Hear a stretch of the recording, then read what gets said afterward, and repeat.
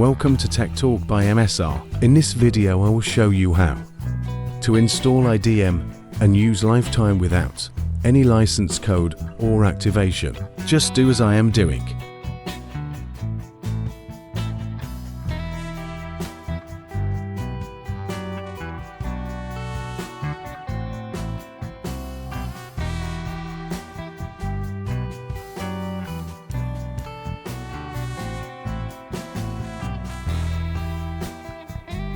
When the IDM downloads successfully, now download the file I am going to download.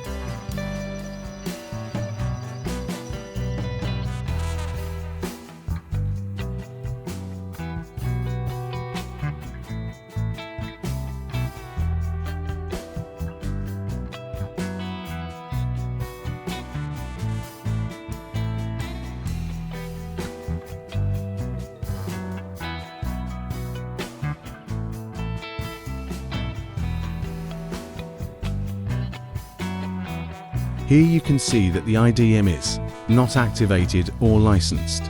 It means that our IDM is in 30 days trail, and when the 30 days trail ends, the processing last we have done will automatically reset the IDM's trail, and you can use it again and the process will go on.